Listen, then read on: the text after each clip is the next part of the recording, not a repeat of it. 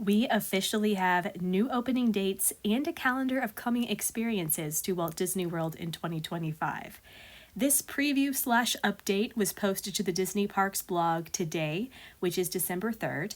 And what we got is news of which new experience is opening first at Walt Disney World in the coming year, what attraction is going away, some new opening timelines, details about the Epcot Lounge, Hollywood Studios' Little Mermaid show, and its villain show.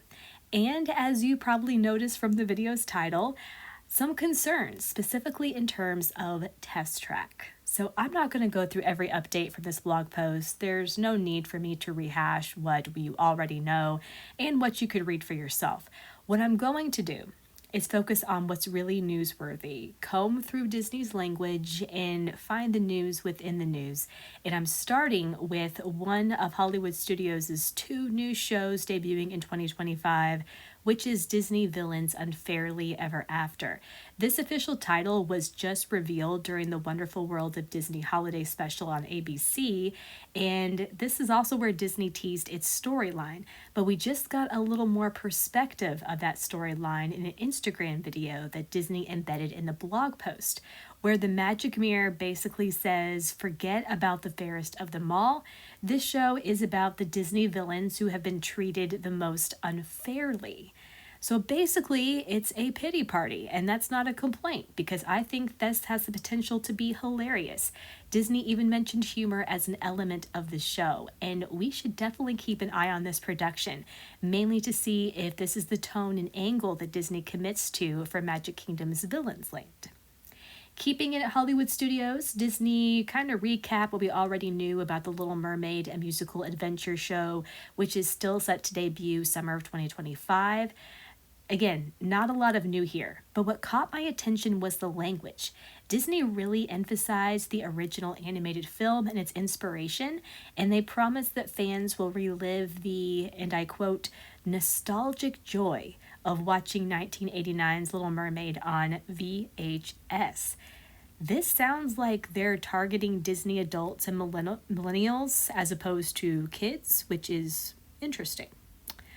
Okay, let's hop over to Epcot because this is where the first new experience of 2025 will be opening, and that is the Spaceship Earth Lounge.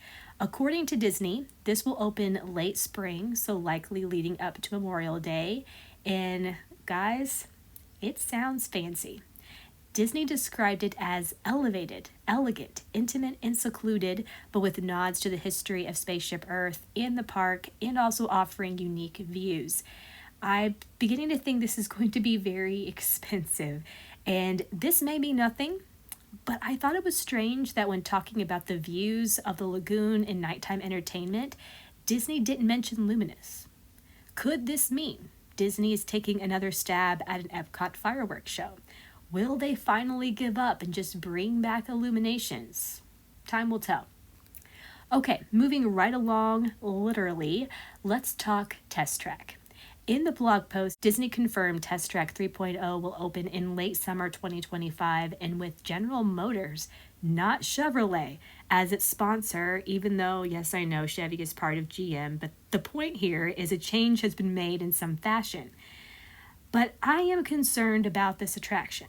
When Disney originally announced the redo, they claimed this new Test Track would be inspired by Epcot's World of Motion, but also Epcot's Hopeful Spirit. But since then, info has been very vague and confusing. I remember at D23 they talked about the queue a little bit, but very little concrete info about the ride and its experience itself.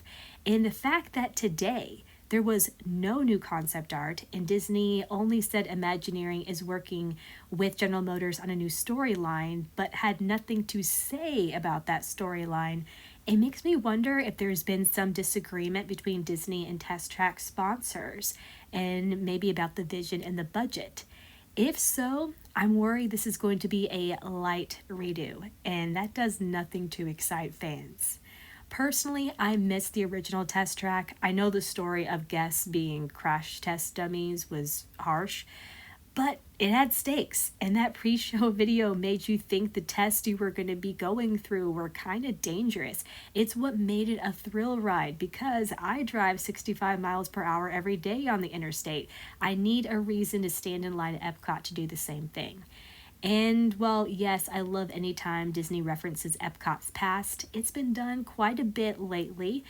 And if the storyline is as vague as it sounds, I'm not sure we're getting any more from Test Track 3.0 than familiar notes in a bland, thrill-less thrill ride. And let's be real, Epcot doesn't need any more disappointments at this point in time. I truly hope I'm wrong about this and Disney is just keeping its plans for Test Track under wraps. Hopefully we'll learn more once it's 2025. Okay, really quick update on the Pirates of the Caribbean Tavern at Magic Kingdom. Disney says it will open in late 2025 and noted pirates of all ages are welcome. This family-friendly clarification was missing from Epcot's Spaceship Earth Lounge, by the way. Also, they used the new concept art from D23 Brazil, which I think looks like a budget version of their original vision.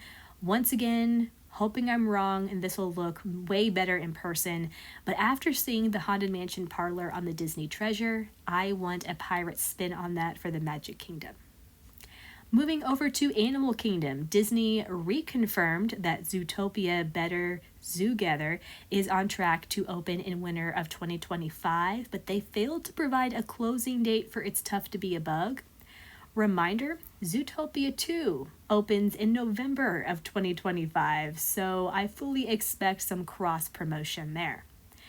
Finally, another big part of today's news is Disney confirmed 2025 is the last year guests can ride Dinosaur before it closes, meaning Dr. Seeker and the Dino Institute will really not make it this time and finally face extinction in 2026 ahead of Tropical America's opening in 2027. Imagineers are still set to break ground on Encanto in half of this upcoming land in January 2025, which is just a few weeks away. So there you are. That's the news about the news of what's coming to Disney World in 2025. If you enjoyed today's video, please give it a like, and I would so appreciate if you would consider subscribing to the channel as well. Not only will I be covering all these new experiences when they debut, but also what Disney is building in 2025 for 2027 and beyond, including Monsters Inc. Land, the new Rivers of America Cars Land redo, Villains Land, Lakeshore Lodge, and so much more. And I'd love to have you along for the ride. But as always, thanks for clicking on this video and for listening, and I hope you have a magical day.